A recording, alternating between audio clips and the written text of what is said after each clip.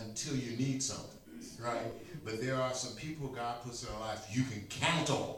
You know that. You don't have to think 2 or 3 times about it. This young man is a young man that I can count on.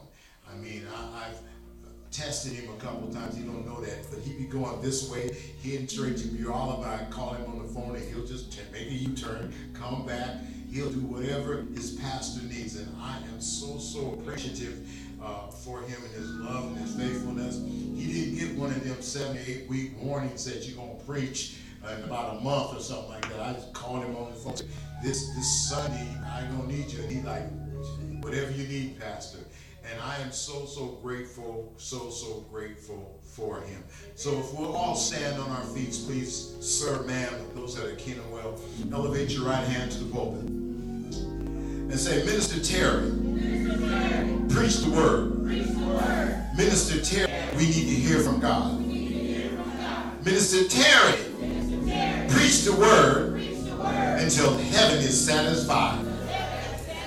Hear ye him and that of the Holy Spirit, Minister Terry Ford. Come on, put your hands together.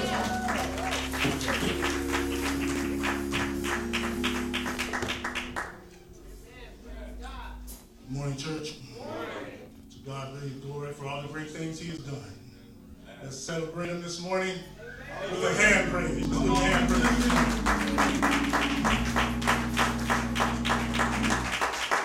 Psalmist says, I will bless the Lord at all times.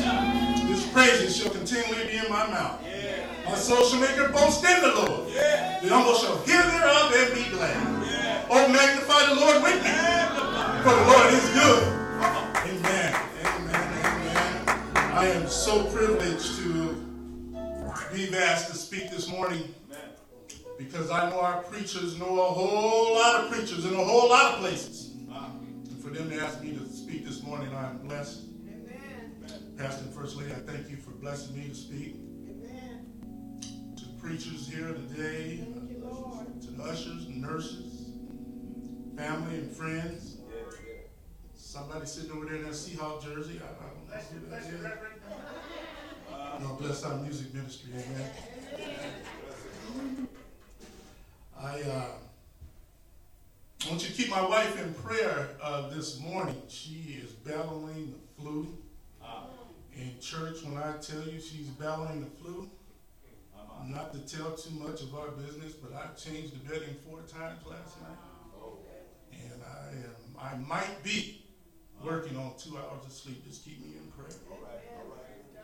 We are coming up on our 7th year wedding anniversary. That may not seem like much to you, but it means much to us. I can't think of another woman that I would rather walk with me and encourage me in my spiritual walk. Amen. Praise God. If you would continue standing and take out your copy of God's holy word this morning and turn to the book of Exodus. The book of Exodus this morning. Exodus chapter 4, verse 1 through verse number 5.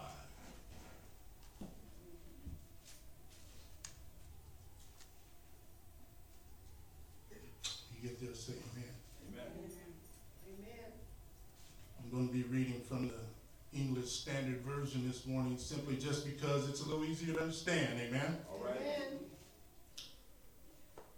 And the scripture reads, Then Moses answered, But behold, they will not believe me or listen to my voice. For they will say, The Lord did not appear to you. The Lord said to him, What is that in your hand? He said, A staff. And he threw it on the ground. And he threw it on the ground, and it became a serpent. And Moses ran from it. But the Lord said to Moses, Put out your hand and catch it by the tail. So he put out his hand, and he caught it, and it became a staff in his hand. Then they may believe that the Lord, the God of their fathers, the God of Abraham, the God of Isaac, and the God of Jacob, has appeared to you. Amen. Thank you. You may be seated. Amen. God our Father and creator of all things, true source of light and wisdom, thank you for calling me to faith. Thank you for planting a word in my heart. Thank you for calling me to your service, for giving me the ability to preach your word and proclaim the testimony of our Lord and Savior Jesus Christ. But be ever gracious to me. Let the ray of light penetrate the darkness of my understanding. Give me the confidence and the power of your gospel. Edify this church today through this word. In Jesus' name, amen, amen, and amen. I'd like to title this message this morning, church, "What is that in your hand?" Well, all right. I like it. Most of us should know the story of Moses. The scripture said the Lord had his hand on him. And he was born during the time when Hebrew males was being drowned in the river of the Nile. That's right. But his mother, Jochebed, and his father, Amram, made a basket out of bulrush and pitch. That's right. And floated that baby every day down the river of the Nile. That same water that surely could have killed him became the waters God used to save him. Right. And one day, Pharaoh's daughter went down to the river to take a bath. There was running water in Pharaoh's house, both hot and cold. But God providentially sent Pharaoh's daughter down the river to take a bath, and that baby started crying. Come on. God arranged for Moses' sister Miriam to be standing there and ask, "Shall I get a nurse Come on. to nurse this baby?" And God sent Moses' sister to come back with their own mother. And Jochebed raised Moses in Pharaoh's house. That's right. That's right. He became the adopted grandson of Pharaoh. Moses went from favor to a felon to a fugitive. Now, Brother Paul, that's you to hold in the theory of these so-called name it and claim it prophets to say that God can only use you if you have favor. God can use a felon. Yes, he can. God can use a fugitive. Yes, he can. God can use an alcoholic. God can use a prostitute. God can use a stripper. God can use whoever he wants to use. That's right. That's right. If you put your hand in him. That's right. Talk to us, Reverend. For 40 years, 40. Moses is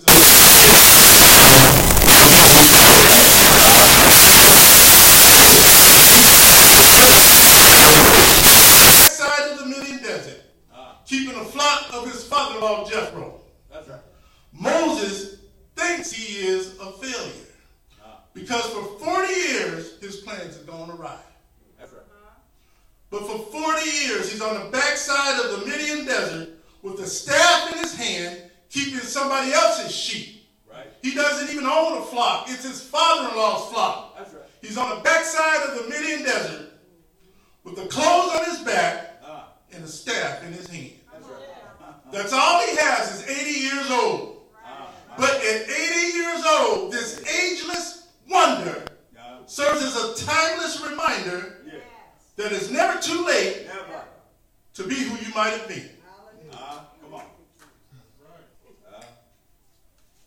The irony of this Exodus story is Moses thought he was unqualified. Well. But I'm here to tell somebody, church, this morning, God does not call the qualified. He qualifies the call. Talk back to me if you can. Moses thought he was unqualified, but God was using every experience in Moses' past to providentially prepare him for his date with destiny. That's right. Everything that happened in Moses' past was preparation for Moses' future. That's right. He was getting ready to lead a flock, so God had him tending a flock. That's right. Who else could have got them through the wilderness but someone who knew the wilderness? Right. He knew where every water hole was. He knew where every water pattern was. He knew every crack in the road. He knew every turn in the road. It looked like he was wasting time. Well, now we got it. That's all right. That's good stuff. But church, let me tell you something. Waiting on God Wait on it. is not wasting time. No, it's not. No. For they who wait, I wish I had a Bible right there, upon the Lord shall renew their strength. Yeah. Go ahead. Now here's a question for you. Why would God meet with Moses at burning bush? I had to let the Holy Spirit speak to me to figure this out. Why would God wait for Moses? Why would God meet with Moses in a burning bush? He could have spoke to Moses back in Egypt. Well, but I think the Holy Ghost figured out how. This is why. To demonstrate to Moses and to us that God can show up anywhere, in anything, through any circumstance. go ahead. To demonstrate that wherever you are, you're not outside his reach. That's right. I hope you got that. Yeah. That's good. That's good. Church, the theological word for this is eminence. Eminence means in everything. Eminence is the corresponding word to transcendent. Transcendent means God is above and outside everything. God is both immanent and transcendent. That's right. One of my favorite Christian authors, A.W. Tozer, puts it this way. Above, but he's not pushed up. He says God is beneath, but he's not pressed down. Tozer says God is outside, but he's not excluded. Right. God is inside, but he's not confined. God is above all preserving, beneath all sustaining, outside all embracing, and inside all with his own presence. There is nowhere God can't be. That's right. My grandmother used to say, he's so high, you can't get over him. I wish I had a witness here. He's so low, you can't get under him. He's so wide, you can't get all around him, so you gotta go in by the door. I am the door of the sheepfold. That's right. Now, church, in the middle of this account, God asked Moses a question. And the answer to it is important to our lives this morning. The question is very frank, very simple. What is that in your hand? God asked Moses a simple question. Simple. You see, Moses is giving God several reasons why he can't go back to Egypt. He says, I can't go because they won't believe you sent me. And if I do go, they're going to ask me your name.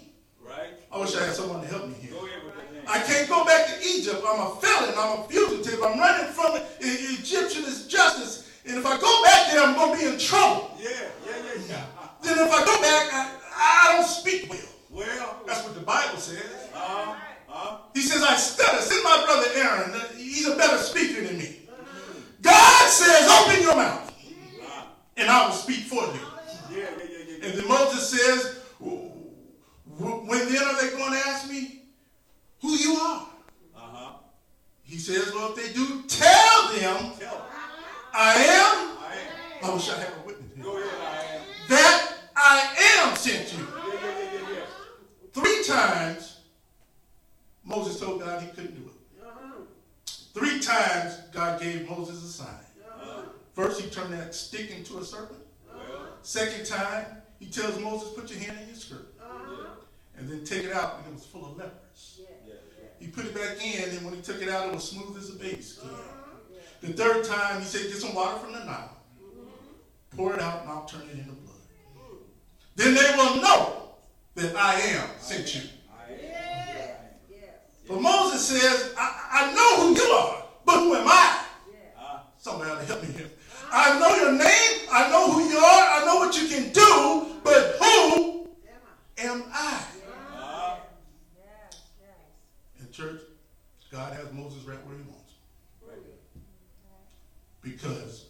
whenever God gets ready to use someone, he chooses someone who's humble enough to say, who am I to do what you're asking me to do? As long as you think you can do it, you are disqualified. But the minute you find out that you can't do it, but God can, you are intimately qualified. What is that in your hand? What is it? And Moses said, a staff. That's all it was, a rod, a staff. But in Moses' hand, it was not just a staff. No, it wasn't. Moses held that staff in his hand because it represented his personality. Come on. All that Moses was, all that Moses possessed was a staff. And when I say a staff, I'm referring to a stick that's about 6 feet long that were used by the shepherds to guide and protect the sheep, to help support him while he was climbing up rocks and hills in the field of wild animals. That rod represented all that Moses possessed, all that Moses had, everything that Moses possessed was a staff. What's in your hand? What are some of the things you're holding on to? A past sin, some bitterness, holding on to the past, some regret you're still looking into. So, and it always is going to be what it is. It's in your hand. You hate somebody because it's in your hand. You refuse to speak nice to somebody because it's still in your hand. It's in your hand because you're holding on to it, or you won't let it go. Well, so the question is not what are you holding on to. The question really is, what are you not willing to let go? All right. Yes. Church, when you keep on holding on to yesterday, my God. when you keep on holding on to failure, Well, or on to success, Okay. holding on to achievement, holding on to degrees, holding on to your press clippings, holding on to people's opinion of you and your reputation and your character, as long as you hold it close to you, they're just in your hand. That is all you have in your hand. And if all you have is in your hand, you're in bad shape. If all you are is a Sunday school teacher, if all you are is an usher at the church, if all you are is a deacon at RBC, if all you have can be tight in your hand, you're in bad shape. come on, make it plain. Because your personality has got to be bigger than your hand. Well, Some of you can't shout all right. because you're holding on to your name. Make it plain. You got a name that because you're dignified, because you're upright. But I told you a bit ago, God does not use call to favor. God uses felons That's it. and fugitives. God uses low-down folk who are still making a mistake in their lives. God uses people who are still crying over the mistake they used 30 years ago. Well, come on. When you put yourself in God's hands and stop worrying about what someone else thinks about you, stop worrying about folks looking at you at the worship service, you didn't come to church for anybody else but give God some praise. That's right. And for what he's done in your life. And whatever someone else thinks about, that's their problem. Well, go ahead with that. There's always going to be somebody criticizing you. That's right. There's always going to be somebody talking about you. That's right. My God. Always going to be somebody telling you what you can't do. Always. But that's what they say. Come on. As long as it's in your hand, Yeah. it's a staff. Right. A staff in Moses' hands was his personality. But the staff in Moses' hand was also his problem. Now listen, God did not say to Moses, what can you go get? He said, what do you have? God is not asking you, RBC, what can you go get? He's asking, what do you have? He's not asking for information. No. Mm-mm. He's asking to give you instruction. Right. Because he knows which is in your hand because he put it there. You see, in Moses' life, the thing he held close to him, I want you to get this, also held him. As long as you hold on to in your hand, it's a staff. Listen, God said to Moses, throw it on the ground.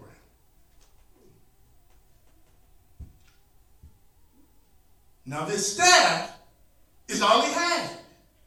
But God said, throw it on the ground. Well. Your career is all you have. But God said, throw it on the ground. That family is all you have. Throw it on the ground. That reputation is all you have. Yeah. Throw it on the ground. That grandson, that daughter, that nephew, that sickness, that problem, throw it on the ground. Yeah. Now watch this. Throwing down, letting go, and letting God. I'm going to say that one more time, just in case you didn't get that. That's good. Throwing down your staff is letting go and letting God. Yeah. Now listen, that is counterintuitive for those of us who are control freaks. I know that. You can't sleep at night unless your kitchen's clean. White towels got to be with the white towels. The forks got to be with the forks. And the spoons got to be with the spoons. And the knives got to be with the knives. Somebody got to help me here. Going down. And you still got towels you haven't used because you don't want to mess them up. There's rooms in your house that you don't even go into till you have company. At your desk, at your job, all your pens are in the same place and they're color coordinated.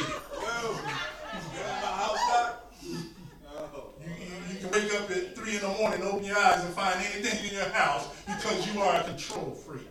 Well. Come on, talk to me now. But I'm here to tell somebody, you can have faith and you can have control, but you can't have both. Well.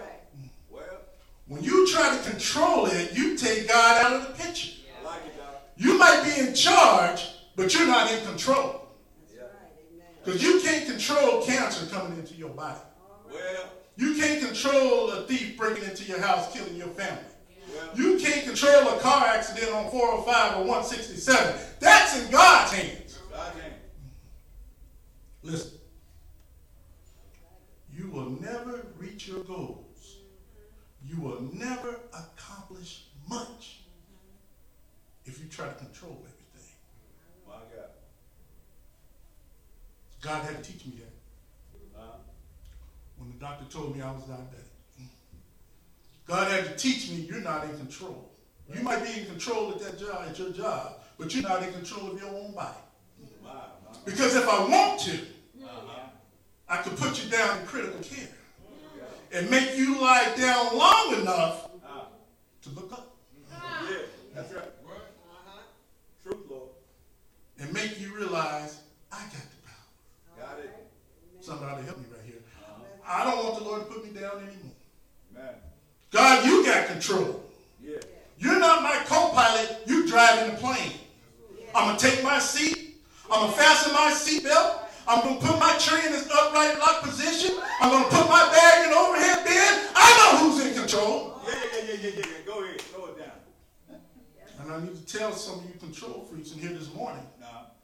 Stop stressing over who likes you and don't like you on Facebook. Stop worrying about what's going on at your house today. Stop being concerned about what's going to happen at your job tomorrow. Those folks who's trying to push you down, God knows how to fix that. Yeah, he does. The enemy is trying to lie on you and assassinate your character, God knows how to fix that. Yeah. He's the fixer. Lord, help me this morning. All right, that's good. I used to hear my grandmother get on her knees and pray. Right. Parents, I need to tell you, let your children hear you pray. Amen. My grandmother, before her knees got too bad, she would get on her knees on the side of her bed, clasp her hands, and ask God to bless each one of her children and grandchildren. Amen. I'm in church today because somebody prayed for me.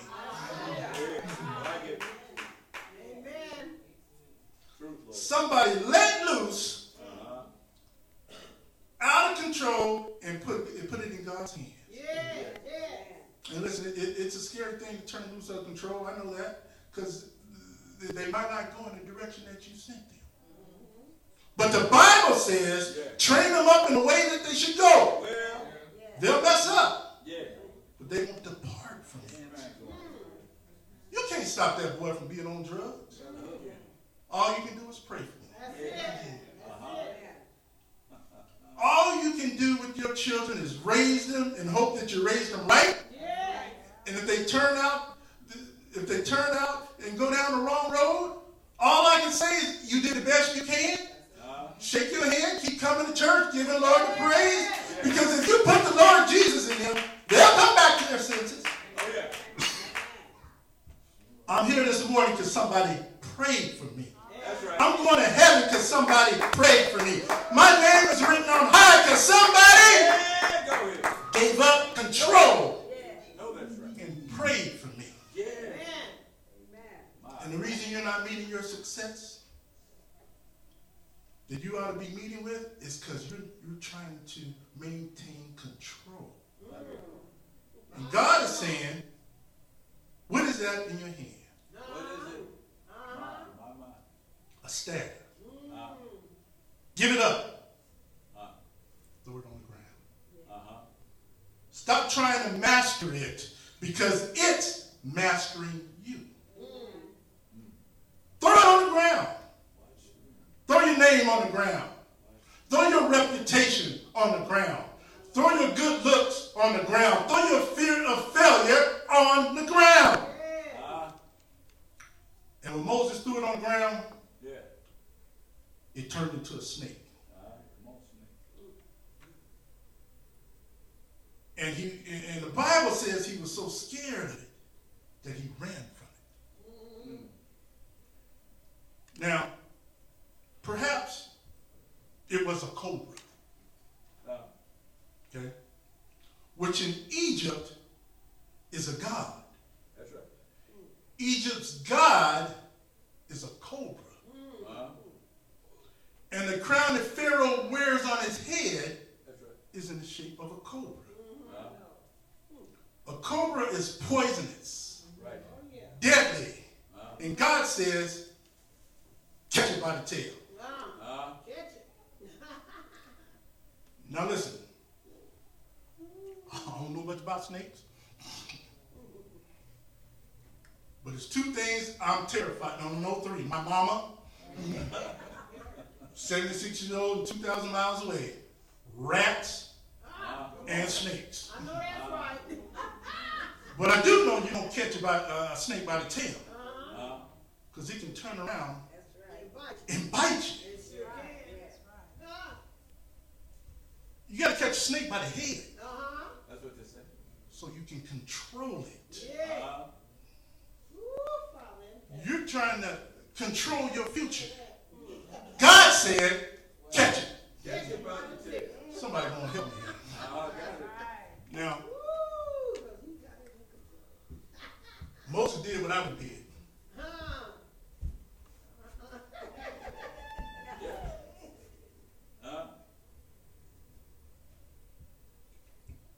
Caught it by the tail. That's what he did. And it turned back into a stick. Now he says, I got control. Now listen, that staff was Moses' personality.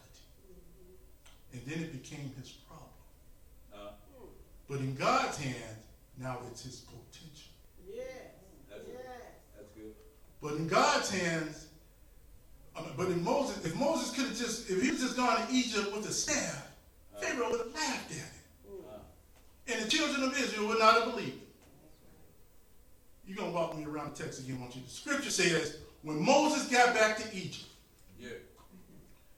he said, the God of Abraham, the God of Isaac, and the God of Jacob has sent me.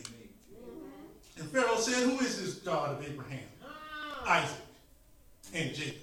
Go ahead. He said, the God that says, I am that I am.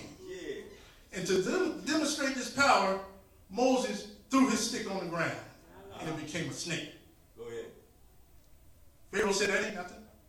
I got musicians too. And they threw their stick on the ground, and it became a snake. But you know the rest of the story. Moses' snake gobbled up all their snakes. That's right. And what I'm trying to tell you, church, is simply, when you put your life in God's hands, whatever problems you have or come across, God will help you gobble them up. God will help you swallow them down.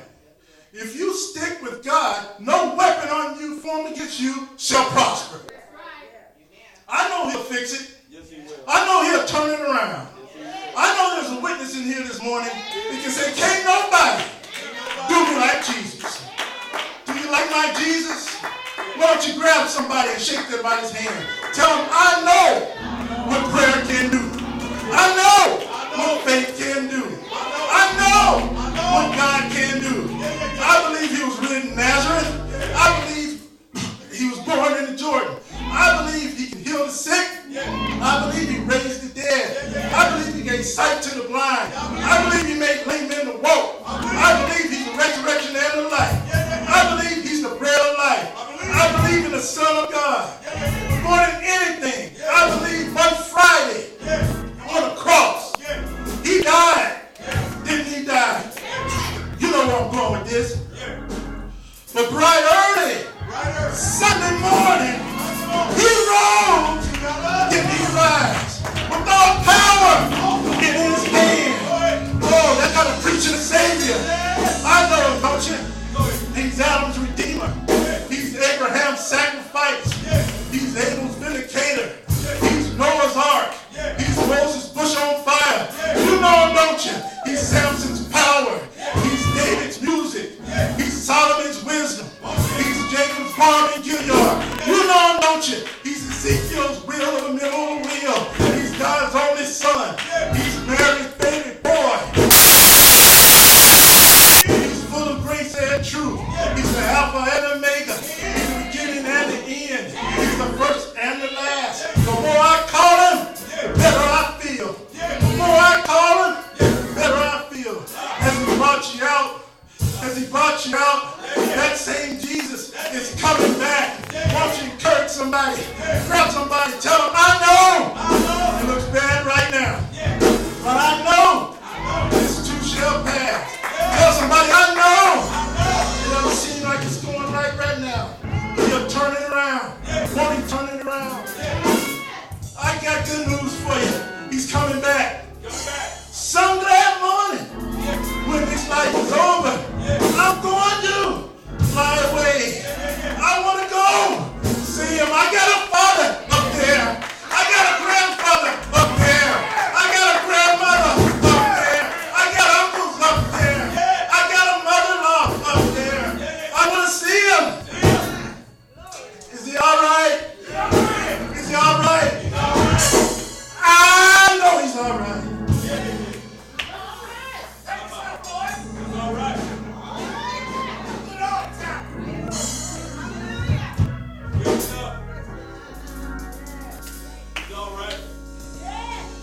You ever tried it for yourself?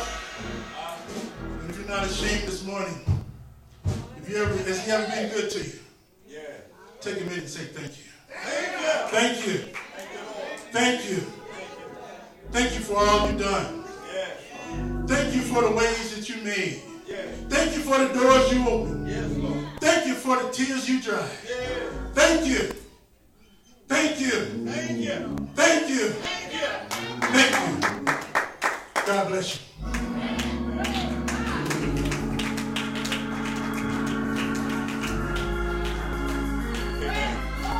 Bless you, God. Amen. Amen.